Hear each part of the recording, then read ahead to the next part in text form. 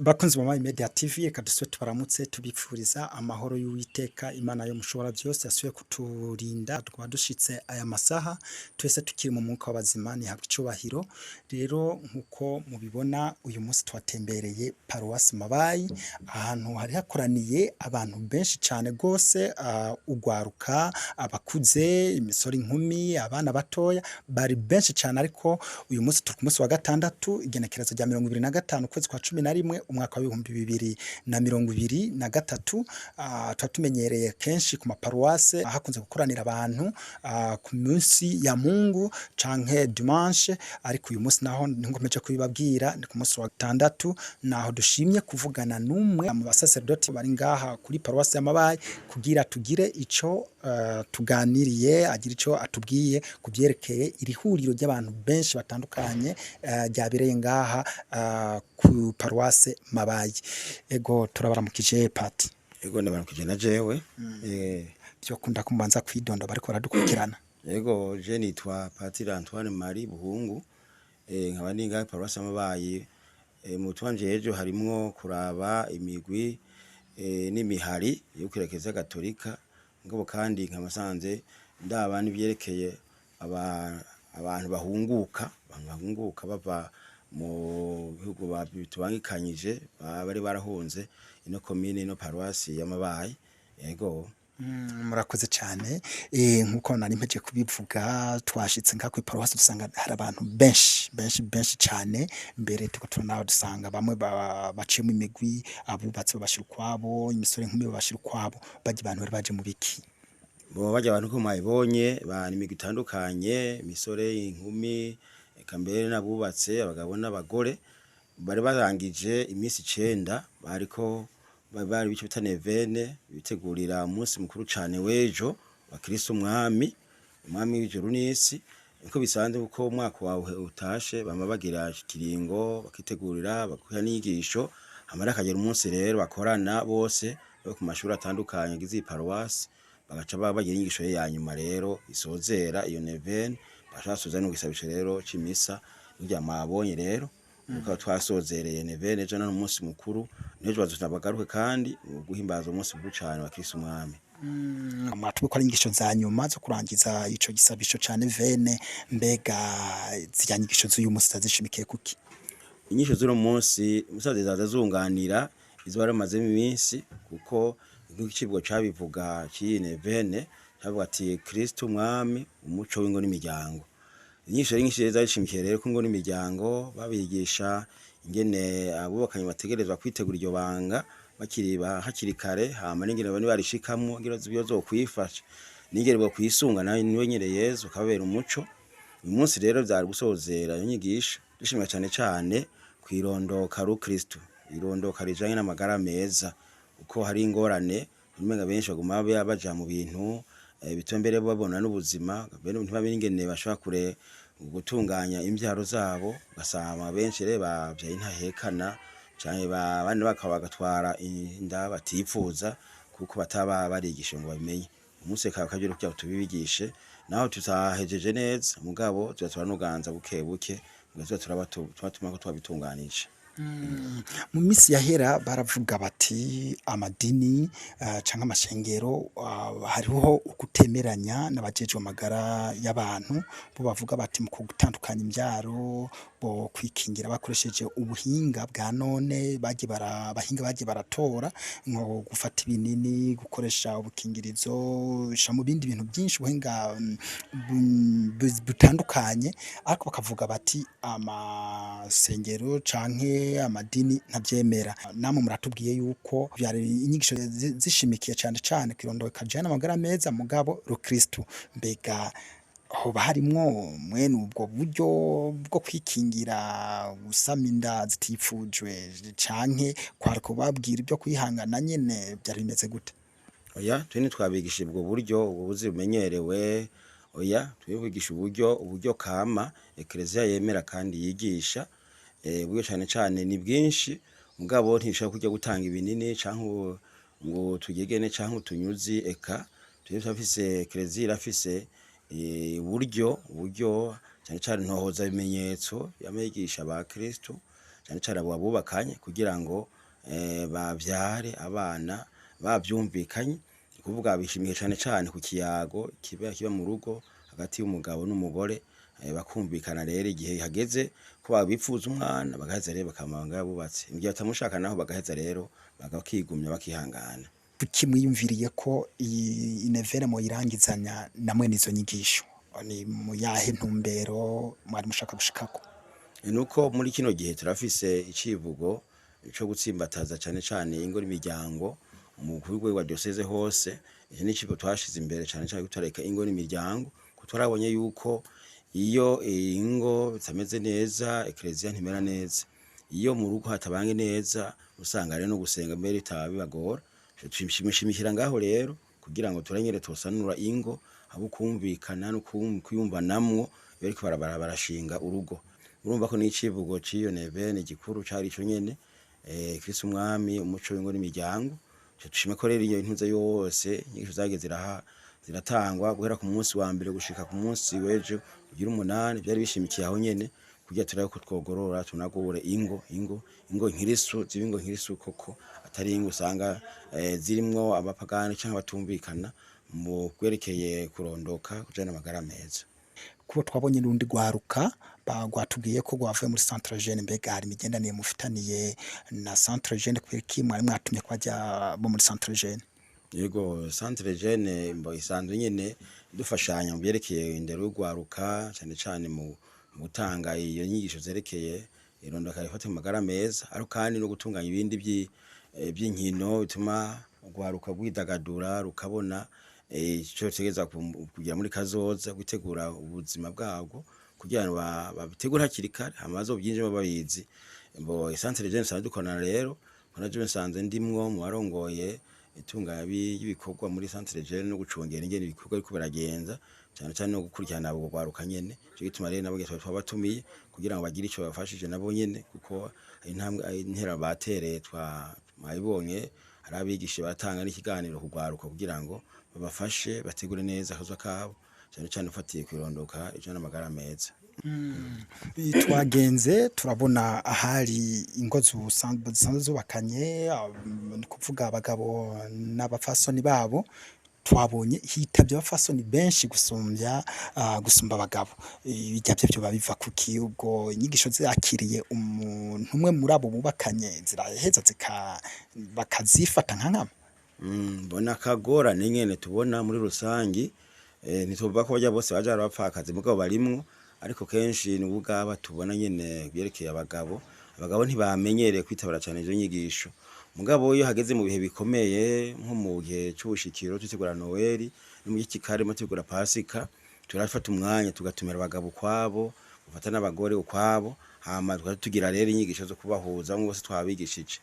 Muri iki kiringo ntibaje, mboni bwabo bwaba nyene naho tizere gukosora ko turabiko n'abagabo bo kwiyumvamwo izo nyigisho bakaza baritaba. Hari abitwaza rero ngo nibikorwa gutunganya byo mu rugo bituma bataza mu nyigisho mwa twasanze ari bwo guhunga izo nyigisho. Kuri ubu basaba bamwe cyazi bakorako, ariko turabona yuko n'abavyeyi cyane cyane abagore iyo babitabiriye hari babwira abagabo babo gasanga nabo bavyemeye icyumviro bakuye muri izo nyigisho bakibatereye cyo kibafasha rimwe na rimwe, mugabo si zose. Mwatubwiye ko bizobandanya yuko mutahejeje ko ari mu yindi minsi mushobora kubikurikiza kubandanya mubikora, mbega abo bagabo bakunze kwikuza yuko ari ibikorwa byinshi, nta kuntu mwagira ubundi buryo mugafuma mubishira ku uwo munsi nyene w'Imana, kubera ko baba bavuze bati twawuhebeye gusenga, izo nyigisho mugaca muzishira ahandi hantu kugira mushobore kuronka abagabo benshi bangana nk'abaje badamu twashoboye kubona muri urya mwanya w'inyigisho? Mbona akabazo gashobora kutugora kuko urabona ku munsi w'Imana haza bose, haza abana bakiri bato, inzoya canke imicuko, bakaza bene abandi wasanga batari bageneye kumviriza inyigisho z'abakutse, mbo bazigenere abagabo abubatse. Si byiza hari imvugo usanga tube korakoresha abana bakiri bato batokumva. Ku bwanyu byo baye byiza zibaye ku munsi w'Imana kugira ngo abagabo nyene baronse akaje baza kuzumviriza, ariko kwaba hajemo n'abandi babana ugasanga mbare kwiri bucuca sanafitaniye mware kumwe na nyina wiwe kumwe n'umukazana ari kumwe n'umwana gutyo usanga biragoye inyigisho rero usanga bitatacu zitanga kubera yuko haba zitirimutsa bamwe abandi ugasanga ko zirabubaka cyangwa ugasanga abandi nabo nyene ko turabasamaza babwira ibibarengeye bataragira urugero uko babitegera ncombo. Ego hariho abandi rero naho mwe bamwigishije mwe nizo nyigisho nk'ubu ugasanga mbere bose bitabiriye inyigisho nk'izo bashitse muhira ugasanga ni induru ni gushwana ni kugira iki nkamwebwe musanzwe muri abasaserdoti b'umukama mukunda kwegera abakristo cane mwobabwira iki bakunze kugira imishwano myinshi nkuko mwabivuze imishwano ibaye mu ngo bica bituma no gusenga badashobora kuza gusenga kubera umwe afite agashavu wundi ugaca usanga n'ibyo kwiyumvira kuja gusenga biragabanutse.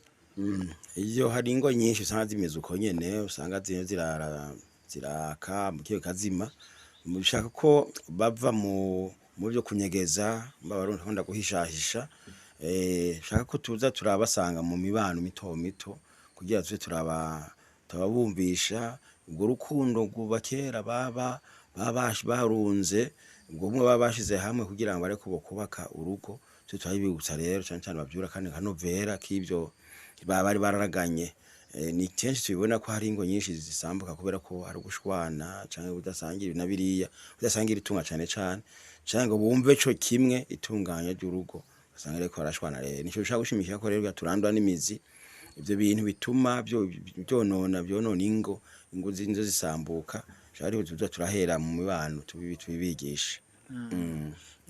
Mwatubwiye ko mwari mwashimikiye ku nyigisho zijanye n'irondoka jana amagara meza kandi mwisunze kuva na kera ubu buhinga ubu buryo bushasha bariko barazana butari buhari mugabo bakavyara ku rugero mbega nka Ekleziya Katorike riko yigisha ko hobaho gukora nkuko kera bakora leta nayo ikavuga iti koresha uburyo mbere ku mavuriro atandukanye twarasize y'abahinga babyigiye nco cyatuma dushaka n'ico cigwa ubwo nta kantu ko gusa nk'abarabana nabi bavuga bati twebwe twigisha uko abandi bakigisha uko mu bemera no mu bene gihugu muri rusange.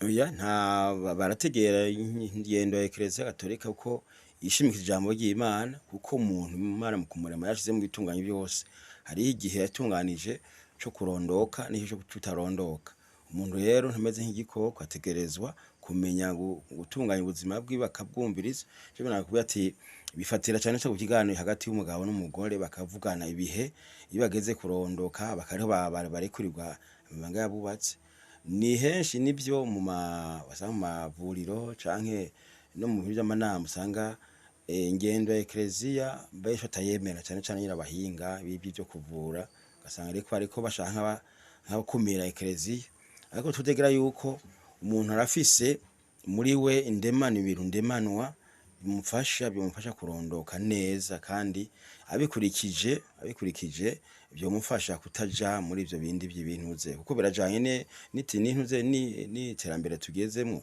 mbwa kandi mutwana n'abadukolonije bashatse ko dukwiye imyingendo bagezeko hariho benshi usanga rero badategera iyo ngendo ya Ekleziya ugasaba ariko banabigwanya mbe ntibanavyumvirize ariko hari ingo nyinshi tumaze kubona yuko bishoboka ko bakoresha ubwo hinga ntoza ibimenyetso bakavugana amakamenya ingene bonse umwana niye cyane bapima nyine ubuzima bwabo hamageze kurondoka akaba ariho barekwirwa ari amabanga yabubatse. Hariho nk'abantu bashobora kuba ariko barumva aho Ekleziya Ihagaze aho zijya nyigisho zanyu muhamye mutanga ziba zihagaze bakibaza bati mbega ni kubera iki Ekleziya yoba yanka ubu buryo bw'aba bahinga. Uburyo bahinga buza bu umuntu twari yarimanye agashusho k'Imana buza bucaka gusa n'ubu bwonona umubiri w'umuntu hari usanga benshi babati ngize ibi ncagira ingorane banteye agashinge canke bayishizemo akagegene canke nkagira ibyo akanyuzi hari usanga umubiri uhindutse usanga guhindukanye urabura buzinyiro byifatamwe bivuye kuri ubwo nyene ubwo buhinga ubuhinga bugezweho ubwo buhinga batuzana abazungu niho twadekereza yamare y'ibigwanya rero kuko umuntu agumara gateka ki bagumara umuntu kandi afise akantu basase ko yari mu agasho k'Imana Yure twankariye ko reba bagafutanya kandi Imana muri we isanze yaratunganije byose umubiri unyine urikwira ashaka kunwe no kwigwanira adufite ibyo bindi bintu byo bivuye hanze canke bazarakorera hano mu mahingura mwamwe. Bakunzi ba Mabaye Media TV ukabutaragira sabone cha subscribe curaba musi iki kiganiro ufyonda handitse sabone cha subscribe ucubona haraga kengere na koncu gakora ko maze kugakora kucuraba handitse tute canke all naho nico hakora kugira ibiganiro zo kwama dutanga bizokwama gushikira byoroshe. Banyakubahwa patiri twasanze ngaha ho bariho abo mushobora gutera kamo. Yego ihono cyakamo cyane cyane ningo muri kino gihe zamaze gutwarwa n'ibyo bihingurano ibyo bintu by'ubuhinga tugezeho kugira ngo barabe kuza gatima n'abakristo baremeye kandi baremeye barabatizwa none Imana ko yabahaye ukajyo gushinga urugo tubatera kamo kugira ngo cyane cyane baze baramenya iteka Imana yabateye muri bo amamenye ingire borondoka cyane cyane babazigana n'ubuzima bwabo kugira n'abana bazobyara abana bameze neza kandi bafite ubuzima bwiza.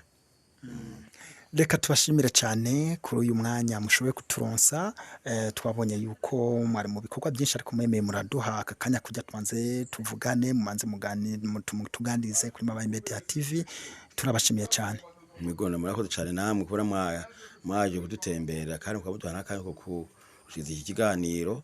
N'ubundi munsi muzokumva tuhagize twakoranije abantu nk'aba mufisa kandi muzoze cyane cyane muzakora ibitari bike kandi muzodufasha turabashimira mwe Imana yego bahezagira tugire Kristo naganze Kristo.